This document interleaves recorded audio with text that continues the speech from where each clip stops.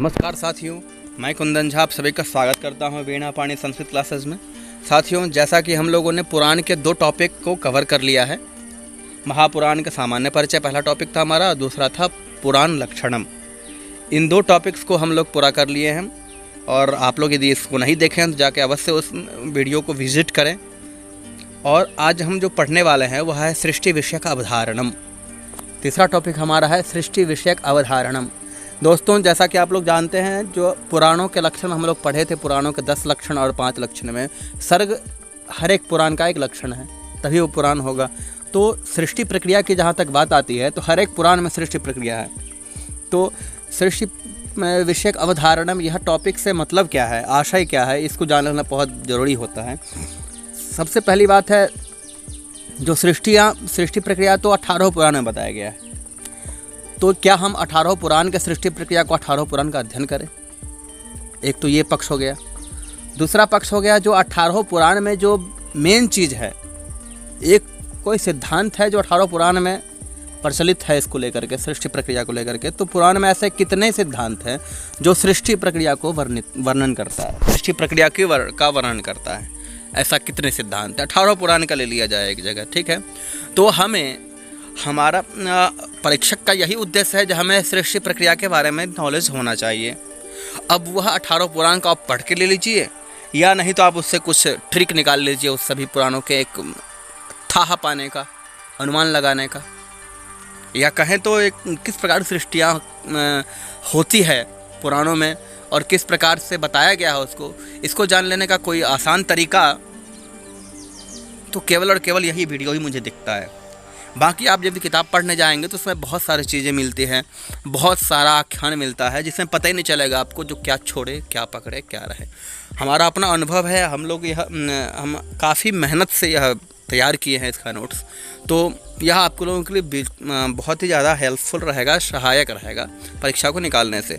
तो आप इस टॉपिक को लेकर के कितना भी संदेह रखते हो, लेकिन इसके बाद हमें आशा है जो यह वीडियो देखने के बाद आपका यह संदेह हमेशा के लिए दूर हो जाएगा और परीक्षा में भविष्य में जाकर के आप इस विषय यहाँ से संबंधित जितने प्रश्न आएंगे उसका आप अच्छे से हल कर पाएंगे। तो चलिए दोस्तों, आज हमारे साथ बने रहिए, एंड तक बने रहिए, जिससे आप इस विषय को लेकर के एकदम एक स्पष्ट दृष्टि आपको मिल जाएगी। तो चलिए आज की कक्षा हम शुरू करते हैं। तो देखिए, सृष्टि विषयक अवधारणा। अब किस प्रकार की सृष्टि का वर्णन है उसमें, तो यह पहला श्लोक बहुत ही मुख्य हो जाता है, यह ध्यान रखने के लिए। देखिए पहला श्लोक क्या है हमारा, प्राकृताश्च त्रये पूर्वे सर्गाः ते बुद्धिपूर्वकाः बुद्धिपूर्वं प्रवर्तन्ते मुख्याद्यः पंचवैकृताः। प्राकृताश्च त्रये पूर्व, प्राकृताश्च, प्राकृत सर्ग नाम जानते हैं आप, सृष्टि को कहते हैं, ठीक है। प्राकृत सर्ग हो गए त्रय, 3 प्रकार के। अबुद्धिपूर्वकाः, ठीक है। बुद्धिपूर्वम प्रवर्तन्ते मुख्याद्यः पंचवैकृताः, और वैकृत सर्ग हो गए 5 प्रकार के, और प्राकृत और वैकृत सर्ग हो गए 1 प्रकार के। यदि कुल मिला दिया जाए सर्ग के तो देखिए 3 प्रकार, प्राकृत वैकृत 5 प्रकार और प्राकृत वैकृत 1 प्रकार का। तो कुल मिलाकर कितना हो गया, 5 3 8 1 9 प्रकार के सृष्टियों का वर्णन मिलता है पुराणों में। अब इससे यह कंक्लूजन समझ लीजिए, पुराणों में 18 पुराण पढ़िए तो आपको यही 9 प्रकार की सृष्टियों का वर्णन मिलेगा, ठीक है। इतना समझ में आ रहा है? देखिए, पुराणों के सृष्टियों को लेकर के पुराणों में भेद हैं, फिर उसके उपभेद भी हैं। जैसे यहाँ पे आप देखे हैं 3 भेद हैं, प्राकृत वैकृत और प्राकृत वैकृत, इनके भी उपभेद हैं। अब इनमें 3 है, इनमें 5 है, इनमें 1 है, इस प्रकार से। तो आज देखिए 9 प्रकार के सृष्टियों का वर्णन है कुल मिलाकर। यदि ऐसा प्रश्न बनता है पुराणों में कितने प्रकार के सृष्टियों का वर्णन है, तो 9 प्रकार की सृष्टियाँ हैं, ठीक है। अब 9 प्रकार के सृष्टियों को जान लिया। प्राकृत सर्ग कितने प्रकार के हैं? 3 प्रकार के। वैकृत सर्ग कितने प्रकार के हैं? तो 5 प्रकार के। और प्राकृत और वैकृत सर्ग कितने हैं? तो 1 ही प्रकार के हैं, ठीक है। इतना कंफर्म हो गया, इतने में कोई भ्रम नहीं होना चाहिए। देखिए, अब तो हम लोग अब एक एक करके 9 प्रकार की सृष्टियों के बारे में अध्ययन करेंगे और इनके बारे में हम संपूर्णतया जो भी इसको लेकर के संदेह और भ्रम होगा सब हम लोग आज दूर कर लेंगे, ठीक है। देखिए, पहला सर्ग जो प्राकृत सर्ग है उसके पहले 3 भेद हैं। देखिए, ब्रह्म सर्ग पहला सर्ग है इसका, ठीक है ना। पहले सृष्टि ब्रह्म सर्ग होता है, मतलब महत तत्व की उत्पत्ति होती है। आप दर्शन वगैरह पढ़ेंगे तो उसमें कुछ ज़्यादा है, देखिए सृष्टि वगैरह को लेकर के दार्शनिक लोग अच्छे से समझाया गया है, दर्शन में अच्छे से समझाया गया है। दर्शन यदि पढ़े होंगे तो आप यहाँ पे ज़्यादा संदेह नहीं होगा आपको, ठीक है। तो हम लोग दर्शन की जब चर्चा करेंगे तो यहाँ का भी विषय वहाँ हल हो जाएगा। देखिए महत तत्व की उत्पत्ति हुई सबसे पहले सृष्टि ब्रह्म सर्ग में क्या हुआ, तो महत तत्व की उत्पत्ति हुई, ठीक है। अब यहाँ से सृष्टि प्रारंभ होगी। अब देखने वाली बात है, भूत सर्ग हो गया दूसरे में, प्राकृत सर्ग 3 प्रकार का है ना, तो उसका एक पहला हो गया ब्रह्म सर्ग जिसमें महत तत्व की उत्पत्ति हुई। यह जानना बहुत जरूरी है ब्रह्म सर्ग में क्या हुआ, तो ब्रह्म सर्ग में महत तत्व की उत्पत्ति हुई, ठीक है, पहला। दूसरा है भूत सर्ग। अब देखिए भूत सर्ग में 5 तन्मात्राओं की सृष्टि, तन्मात्रा को ही सांख्य में अविशेष कहा गया है। सांख्य दर्शन पढ़ेंगे, सांख्य का विषय है यह, जिसको अब आप अविशेष के नाम से वहाँ जानेंगे, वही 5 तन्मात्राएँ हैं। महत तत्व से क्या हुआ, भूत सर्ग हो गया। भूत सर्ग में 5 तन्मात्राओं की उत्पत्ति हुई, किससे, महत तत्व से। एक आप खाका बना सकते हैं, ऊपर महत तत्व, नीचे 5 तन्मात्राएं। जैसे जैसे हम क्रम बढ़ेंगे उस प्रकार से आप अपना खाका खींचते चले जाएंगे, ठीक है। अब देखिए तीसरा हो गया वैकारिक सर्ग, यह है इंद्रियों की सृष्टि। अब 5 तन्मात्राएं बन गई, 5 तन्मात्राओं से क्या हुआ, यह हमारे तत्त इंद्रियां बनने लगी, ठीक है। आप जानते हैं 10 और 11 कर्म इंद्रियां, ज्ञान इंद्रियां कर्म इंद्रियों को मिला करके हो जाता है, ठीक है। कहीं कहीं मन को मानते हैं, कहीं कहीं नहीं मानते हैं, इस प्रकार से ये, लेकिन 10 तो सभी मानते हैं, ठीक है। तो इंद्रियों की सृष्टि हुई सांख्य के अनुसार, यह सब सांख्य के अनुसार, सांख्य शास्त्र के अनुसार हो रहा है, ठीक है।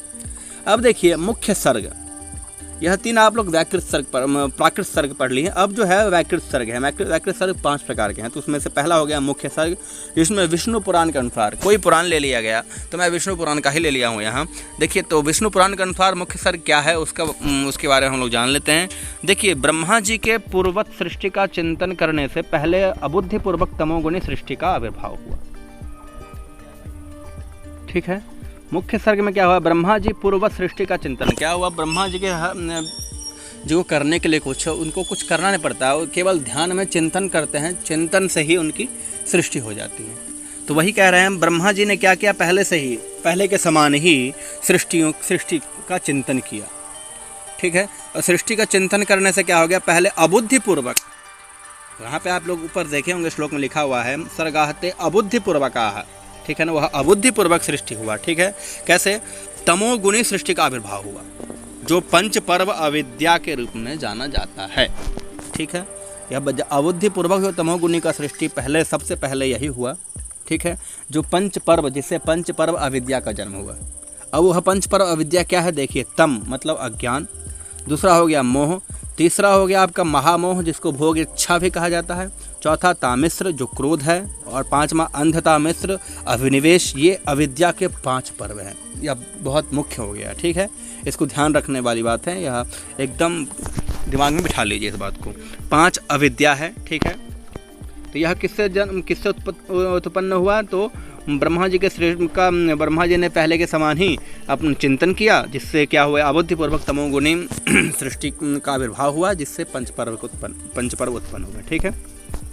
पुनः ब्रह्मा जी ने ध्यान किया, ठीक है। जब इनकी सृष्टि करने का मन किया तब इन्होंने ध्यान किया।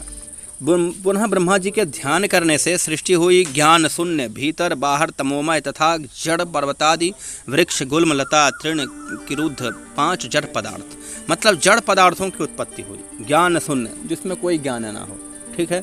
भीतर बाहर तमोमय तमोगुणी, और जड़ पदार्थ हो जैसे पर्वत वर्ण इत्यादि वगैरह, ठीक है। वह सब वृक्ष गुल्म लता तृण काष्ठ इत्यादि जितने भी आप देख लें जड़ पदार्थ वही जो चल नहीं सकता कहीं, ठीक है ना, कहीं जा नहीं सकता, स्थिर रहता है, जहाँ वो हो गया वहीं रह जाएगा, ठीक है। तो इस प्रकार के पदार्थ को कहा जाता है जड़ पदार्थ। यह ब्रह्मा जी का सृष्टि क्या हुआ, यह मुख्य सर्ग में आ जाता है ये सब, ठीक है।